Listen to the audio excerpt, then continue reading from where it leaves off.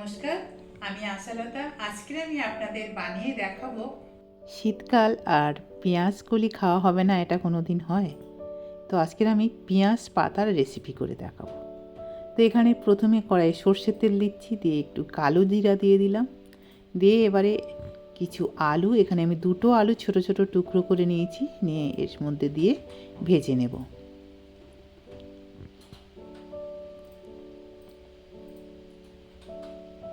এবারে দিয়ে দিচ্ছি অল্প একটু পেঁয়াজ, ছোট্ট একটা পেঁয়াজ দিয়েছি, একটু কাঁচা লঙ্কা আর একটু আদা রসুন বাটা দিয়ে আলুটা ভালো করে ভেজে নেব। এবারে দিয়ে দিচ্ছি ধনে পাউডার, জিরা পাউডার, হলুদ পাউডার আর স্বাদ মতো নুন দিয়ে আবার আলুটা ভালো করে ভেজে নেব। আলুটা আমরা যতটা পারি একটু নরম করে ভেজে নিতে হবে।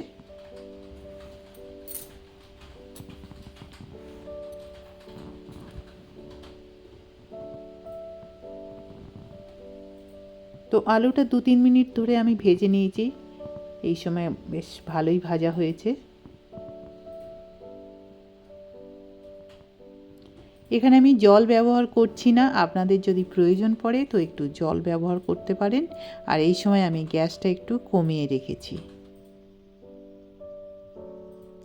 এবারে দিয়ে দেব পেঁয়াজের পাতা, কচি নরম পাতা এখানে আমি দিয়ে দিলাম, দিয়ে ভালো করে এটা ভেজে নেব।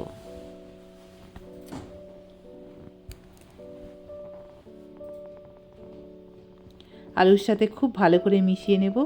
আর আপনারা যে পেঁয়াজ কলি খান আর এই পেঁয়াজের পাতার মধ্যে কোনো তফাৎ নেই, খেতে কিন্তু অসাধারণ লাগে। তো দেখুন এখানে কত জল বেরিয়ে গেছে, আমি কিন্তু এখানে জল ব্যবহার করিনি। এবারে দিয়ে দিচ্ছি এখানে একটা টমেটো কেটে নিয়েছি, সেটা দিয়ে দিলাম।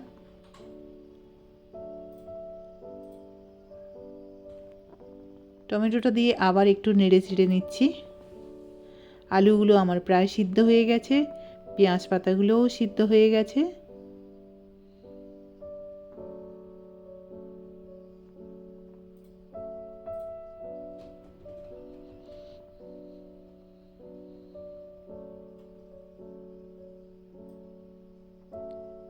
আরও কিছুক্ষণ রান্না করব আমি এটা ঢাকা দিয়ে।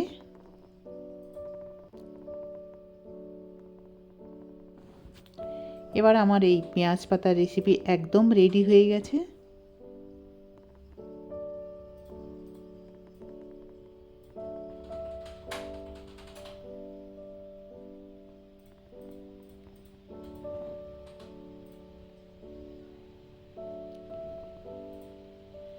এবার এটা একদম রেডি। এবারে এটা গরম গরম ভাত, রুটি, পরোটার সাথে আপনারা পরিবেশন করবেন। অসাধারণ খেতে। কেমন লেগেছে রেসিপিটা আপনাদের অবশ্যই কমেন্ট করে জানাতে পারেন।